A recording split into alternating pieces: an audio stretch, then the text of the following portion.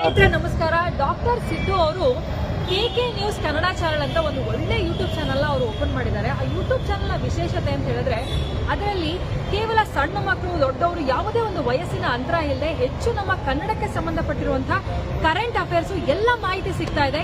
ದಯವಿಟ್ಟು ಹೆಚ್ಚಿನ ಸಂಖ್ಯೆಯಲ್ಲಿ, ಅದರಲ್ಲೂ ನನ್ನ ಯುವ ಸ್ನೇಹಿತರು ಹೆಚ್ಚಿನ ಸಂಖ್ಯೆಯಲ್ಲಿ ಯೂಟ್ಯೂಬ್ ಚಾನಲ್ನ ಸಬ್ಸ್ಕ್ರೈಬ್ ಆಗಿ ಫಾಲೋ ಮಾಡಿ ಹೆಚ್ಚು ಕನ್ನಡ ಪರ ಜ್ಞಾನವನ್ನ ಬೆಳೆಸ್ಕೊಳ್ಳಿ ಅಂತ ಹೇಳೋದಕ್ಕೆ ಇಷ್ಟಪಡ್ತೀನಿ. ನಾನು ನಿಮ್ಮ ನಿರೂಪಕಿ ಸವಿ ಪ್ರಕಾಶ್.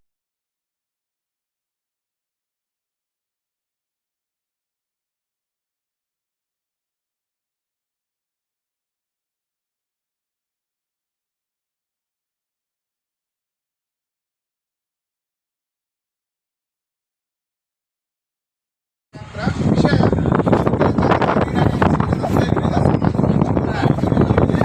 ಸರ್ಕಾರದಿಂದ ನೀಡಲಾಗುವ ಮಾಶಾಸನ ಅನುಷ್ಠಾನನೆ ಮಾಡುವ ಮತ್ತು ಮಾಶಾಸನ ಆದಾಯ ಮಿತಿಯನ್ನು ಹೆಚ್ಚಿಸುವ ಮಾಡುವ ಕುರಿತು ಅಂದರೆ ಈ ಮೇಲಿನ ವಿಷಯ ಸಂಬಂಧಿಸಿದಂತೆ ಮನವಿ ಸಲ್ಲಿಸುವುದೇನೆಂದರೆ, ರಾಜ್ಯ ಸರ್ಕಾರ ಸಾಮಾಜಿಕ ಭದ್ರತಾ ಯೋಜನೆ ಅಡಿಯಲ್ಲಿ ರಾಜ್ಯದಲ್ಲಿನ ಬಡತನ ರೇಖೆಗಿಂತ ಕೆಳಗಿರುವ ವಿಕಲಚೇತನರಿಗೆ, ವಿಧವೆಯರಿಗೆ ಹಾಗೂ ಹಿರಿಯ ನಾಗರಿಕರಿಗೆ ಸೇರಿದಂತೆ ಇನ್ನಿತರ ಪಿಂಚಣಿ ನೀಡುತ್ತಾ ಬರುತ್ತಿದ್ದು, ಇಲ್ಲಿವರೆಗೂ ಪಿಂಚಣಿದಾರರಿಗೆ ಯಾವುದೇ ಆದಾಯ ಮಿತಿ ಇಲ್ಲದೆ ಪಿಂಚಣಿ ನೀಡುತ್ತಾ ಬಂದಿದ್ದು, ಈಗ ಏಕಾಏಕಿ ಕೆಲವು ಯೋಜನೆಗಳ ಅಡಿಯಲ್ಲಿ ಪಿಂಚಣಿದಾರರಿಗೆ ವಾರ್ಷಿಕ 32,000 ರೂಪಾಯಿಗಳ ಆದಾಯ ಮಿತಿಯನ್ನು ನಿಗದಿಪಡಿಸಿರುವ ಕ್ರಮ ಖಂಡನೀಯವಾಗಿದೆ.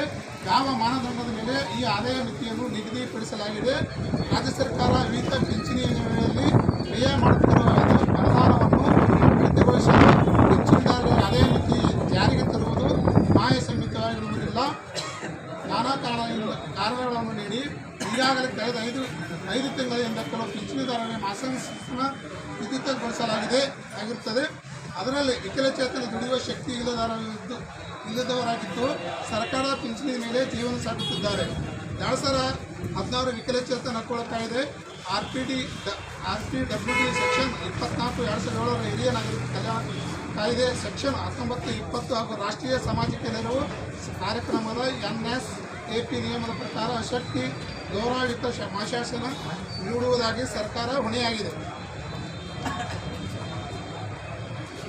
ಹೊರತು ಇವರ ಭಿಕ್ಷೆ ಅಲ್ಲ. ನಮಗಾಗಿ ನಮ್ಮಿಂದ ನಾವು ಸಾಮಾಜಿಕ ಭದ್ರತೆ, ನಮ್ಮ ಸಂವಿಧಾನದ ಹಕ್ಕು, ಪಿಂಚಣಿ ಬದುಕು. ಬೇರೆ ಬೇರೆ ರಾಜ್ಯಗಳಲ್ಲಿ ವಿಕಲಚೇತನರಿಗೆ ಪ್ರತಿ ತಿಂಗಳ 3,000ದಿಂದ 5,000ವರೆಗೆ ಮಾಶಾಸನ ನೀಡಲಾಗುತ್ತದೆ.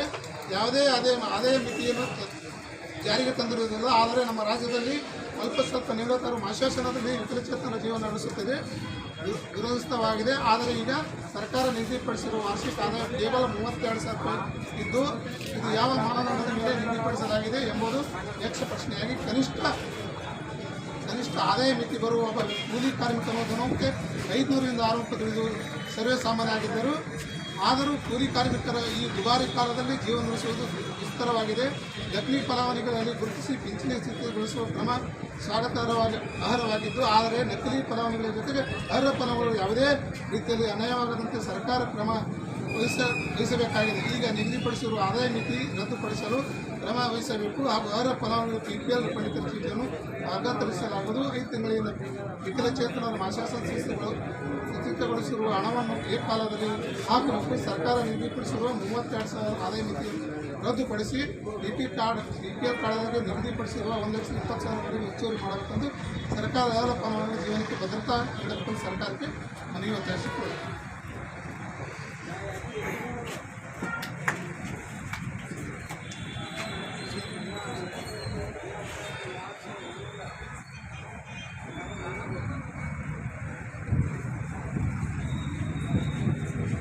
ನಮಸ್ಕಾರ.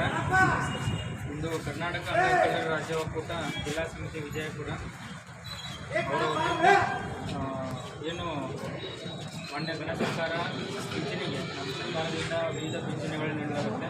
ಅದರಿಂದ ವಿಶೇಷ ಚೇತನರಿಗೆ ಪಿಂಚಣಿ ನೀಡುವಾಗ ಕೆಲವು ಮಾನದಂಡಗಳನ್ನು ಇಟ್ಟಿದ್ದಾರೆ. ಅದರಲ್ಲಿ ಮುಖ್ಯವಾಗಿ ಒಂದು ಇನ್ಕಮ್ ಲಿಮಿಟ್ 32,000 ರೂಪಾಯಿಗಳು ಅವರು ಮುಂಚೆಯಿಂದ ಫಿಕ್ಸ್ ಮಾಡಿ ಬಂದಿದ್ದಾರೆ. ಸೊ ತಮ್ಮೆಲ್ಲರ ಮುಖ್ಯ ಬೇಡಿಕೆ ಏನಂದರೆ ಆ ಇನ್ಕಮ್ ಲಿಮಿಟನ್ನು 32,000ರಿಂದ ಇಟ್ಕೊಂಡು 1,20,000ವರೆಗೂ ಮಾಡಬೇಕಂತ ಹೇಳ್ಬಿಟ್ಟು ನಿಮ್ಮದು ಒಂದೇ ಬೇಡಿಕೆ. ಆಮೇಲೆ ಇನ್ನೊಂದು ಎಷ್ಟೋ ಜನಕ್ಕೆ ಈಗ ಪಿಂಚಣಿ ಬಂದಾಗಿದೆ, ಅದನ್ನು ಕೂಡ ಮರುಚಾಲನೆ ಮಾಡಬೇಕಂತ ಹೇಳ್ಬಿಟ್ಟು ನಾವು ನಮ್ಮ ತಾಲೂಕು ಆಡಳಿತಕ್ಕೆ ಒಂದು ಮನವಿಯನ್ನು ಸಲ್ಲಿಸಿದರೆ ಈಗಾಗಲೇ ತಮಗೆ ಏನು ಹೇಳೋಕ್ಕೆ ಇಷ್ಟಪಡ್ತೀವಿ ಅಂದರೆ, ಯಾರ್ಯಾರು ನಮ್ಮ ಗ್ರಾಮಾಡಳಿತ ಅಧಿಕಾರಿಗಳು ಮತ್ತು ಪ್ರಧಾನ ಶಿಕ್ಷಕರು ಒಂದು ವೆರಿಫಿಕೇಷನ್ ಮಾಡಿ ಜಾಸ್ತಿ ಇದೆಯಲ್ಲ ಅವ್ರಿಗೆ ಮರು ಒಂದು ಕಾಸು ಇನ್ಕಮ್ 32,000ಕ್ಕಿಂತ ಒಳಗಡೆನೆ ನಿಮ್ಗೆ ಹೊರತಾಗಿ ಇನ್ಕಮ್ ಇದು ಏನು ನಮ್ಗೆ ಬಿಸ್ನೆಸ್ ಸಿಗ್ಬೇಕಂತ ಹೇಳ್ಬಿಟ್ಟು 32,000ಕ್ಕಿಂತನೇ ಒಳಗಾಗಿ ನೀವು ಏನು ಇನ್ಕಮ್ ಲಿಮಿಟನ್ನು ತೆಗೆದುಕೊಟ್ಟು ನಮ್ಮ ಜಾತಿ ಮತ್ತು ನಮ್ಮ ಆದಾಯ ನಮಗೆ ಕೊಟ್ಟರೆ ಅಥವಾ ಆದಾಯ ಪ್ರಮಾಣ ನಮಗೆ ಕೊಟ್ಟರೆ ನಾವು ಅವ್ರನ್ನ ಮರುಚಾಲನೆ ಮಾಡ್ತಿದ್ವಿ. ಮತ್ತು ನಮ್ಮ ಇಲಾಖೆಯಲ್ಲಿ ಇನ್ನೇನು 2 ದಿನಗಳಲ್ಲಿ ಅದನ್ನು ಆ್ಯಕ್ಟಿವೇಟ್ ಮಾಡ್ತಾರೆ. ಯಾರ್ದು ಬಿಸ್ನೆಸ್ ತೆಗಿತಾ ಇದೆಯಲ್ಲ ಇನ್ನೊಂದು 2-3 ದಿನಗಳಲ್ಲಿ ಆ್ಯಕ್ಟಿವೇಟ್ ಮಾಡ್ತಿದ್ರೆ ನೀವೇನಾದರೂ ನಮ್ಮ ವಿಲೇಜ್ ಅಕೌಂಟಿಗೆ ಹೇಳಿದ್ವಿ ಆಲ್ರೆಡಿ 32,000 ಒಳಗಿನ ಕಾಸು ಇನ್ಕಮ್ ಯಾರು ಕೊಡ್ತಾರಲ್ಲ ಅವ್ರದ್ದೆಲ್ಲರದು ಕಡ್ಡಾಯವಾಗಿ ನೀವು ಮರು ಬಿಸ್ನೆಸ್ ಚಾಲನೆ ಮಾಡಬೇಕು. ಆಮೇಲೆ ಏನು ನೀವು 3-4 ತಿಂಗಳಿಂದ ನಿಮಗೆ ಇದು ಪಿಂಚಣಿ ಬಂದಾಗ 3-4 ತಿಂಗಳ ಪಿಂಚಣಿ ಕೂಡ ನೀವು ಒಂದೇ ಸಲ ಜಮಾ ಮಾಡಬೇಕು. ಸೊ ಹಂಗಾಗಿ ನಮ್ಮ ಬೇಡಿಕೆ ಮುಖ್ಯವಾದ ಬೇಡಿಕೆ 32,000 ಇನ್ಕಮ್ ಲಿಮಿಟನ್ನು 1,20,20,000 ಮಾಡಬೇಕು.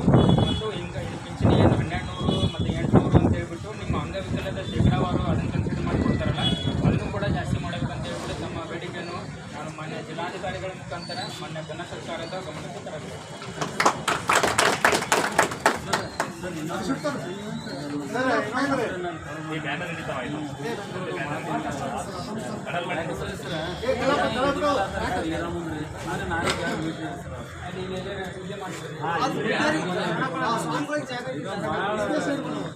ನಮ್ಮ ರೂಮ್ನಾಗ ಏನು ಮಾಡಿಸ್ಕೊಡ್ತೀವಿ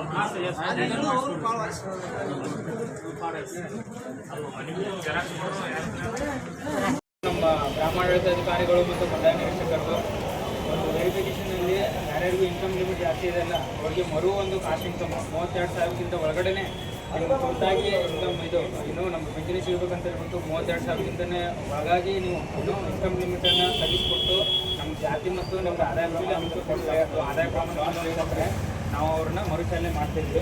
ಬಟ್ ನಮ್ಮ ಇಲಾಖೆಯಲ್ಲಿ ಇನ್ನೇನು 2 ದಿನಗಳಲ್ಲಿ ಅದನ್ನು ಆ್ಯಕ್ಟಿವೇಟ್ ಮಾಡ್ತಾರೆ. ಯಾರ್ದು ಬಿಸ್ನೆಸ್ ತೆಗಿತಾ ಇದೆಯಲ್ಲ ಇನ್ನೊಂದು 2-3 ದಿನಗಳಲ್ಲಿ ಆ್ಯಕ್ಟಿವೇಟ್ ಮಾಡ್ತಿದೆ. ನೀವೇನಾದರೂ ನಮ್ಮ ವಿಲೇಜ್ ಅಕೌಂಟಿಗೆ ಹೇಳಿದೀವಿ ಆಲ್ರೆಡಿ 32,000 ಒಳಗಿನ ಕಾಸು ಇನ್ಕಮ್ ಯಾರ್ಯಾರು ಕೊಡ್ತಾರಲ್ಲ ಅವ್ರದ್ದೆಲ್ಲರದು ಕಡ್ಡಾಯವಾಗಿ ನೀವು ಮರು ಪಿಂಚಣಿ ಚಾಲನೆ ಮಾಡಬೇಕು. ಆಮೇಲೆ ಈಗೇನು ನೀವು 3-4 ತಿಂಗಳಿಂದ ನಿಮಗೆ ಇದು ಏನು ಪಿಂಚಣಿ ಬಂದಾಗಿದೆಯಲ್ಲ ಈ 3-4 ತಿಂಗಳ ಪಿಂಚಣಿ ಕೂಡ ನಿಮಗೆ ಒಂದೇ ಸಲ ಜಮಾ ಆಗುತ್ತೆ. ಸೊ ಹಂಗಾಗಿ ನಮ್ಮ ಬೇಡಿಕೆ ಮುಖ್ಯವಾದ ಬೇಡಿಕೆ 32,000 ಇನ್ಕಮ್ ಲಿಮಿಟನ್ನು 1,20,20,000 ಮಾಡಬೇಕು.